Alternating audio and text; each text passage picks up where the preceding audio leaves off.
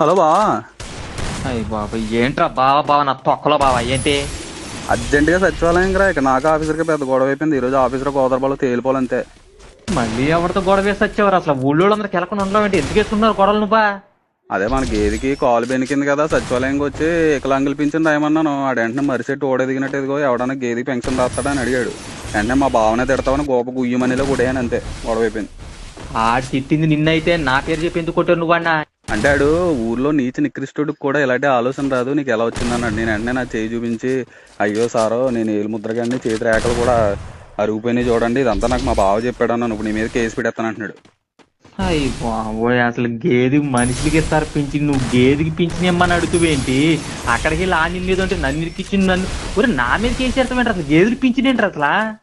ఏం లేదు బాబా, ఒక 6,000 వస్తుంది, తల 2,500 పనిచేసుకుందాం, మన నెల సిగరెట్ ఖర్చులు అన్నీ పోతాయి.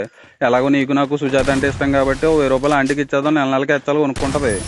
అయ్య బాబోయ్, గేదె పింఛన్లో కూడా సుజాత అంటే 1000 ఇస్తాను చూడు. ఒరే నీకు పుణ్యం ఉంటుంది, వాళ్ళకి ఎలకరా ఎందుకురా? వచ్చారా 1000 నేను ఇస్తాను రారా. బావ మళ్ళీ నెల నెలకి నేను 1000 అంటే ఏదో ఈఎంఐ అడిగినట్టు ఉంటుంది. నా 12,000 ఒకేసారి